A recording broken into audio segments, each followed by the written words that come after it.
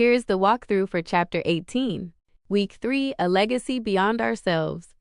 Chapter 18, Securing the Kingdom. After receiving God's incredible covenant promise in Chapter 17, this chapter shows God fulfilling the first part of that promise, giving Israel a permanent and peaceful home by subduing their enemies. The chapter is a fast-paced summary of David's military victories, but the key is not just that he won, but what he did with the spoils of victory.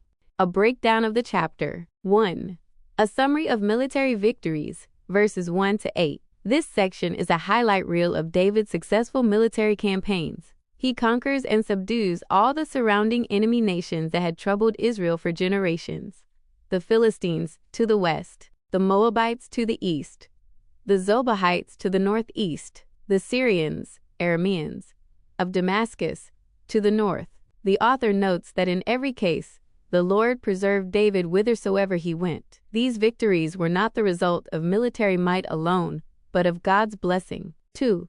A voluntary tribute, verses 9 to 11. News of David's victories travels fast. A nearby king named Tu, who had been an enemy of one of the kings David defeated, sends his son with a gift of gold, silver, and brass vessels to honor and congratulate David. This shows that David's influence was expanding peacefully as well. Here we see the key to David's legacy. Verse 11 says that King David dedicated all these gifts, along with the spoils from his other conquests, unto the Lord.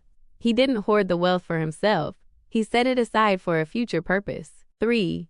David's administration, verses 14 to 17. The chapter concludes by showing that David wasn't just a warrior, he was also a wise administrator. The text summarizes his reign. So David reigned over all Israel and executed judgment and justice among all his people. It then lists his cabinet members, his top military commander Joab, his recorder, his priests, and his chief attendants. This shows he was building a stable and just government for the nation. Connecting to our theme, a legacy beyond ourselves, this chapter powerfully demonstrates how to build a legacy. Fulfilling the promise. These military victories were the fulfillment of God's promise to subdue all thine enemies, 17:10. David was partnering with God to create a secure future for the entire nation, not just for himself. Funding the future. David's decision to dedicate the spoils of war to the Lord is crucial. He was systematically gathering the immense wealth that would be needed to build the temple. Even though God had told him he wouldn't be the one to build it, David immediately started working to ensure his son Solomon would have everything he needed. He was investing in a legacy he would never personally see completed. This is the very essence of living for something beyond ourselves.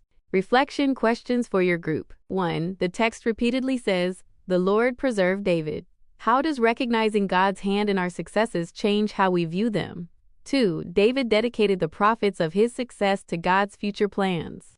What is one way you can use the resources, time, money, skills God has given you to invest in a future legacy for his kingdom? 3. David is described as a king who executed judgment and justice. Why are these two qualities so important for any leader who wants to leave a positive legacy? Key takeaway for Chapter 18. A true legacy is built not only by securing victories today, but by dedicating the rewards of that success to God's plans for tomorrow.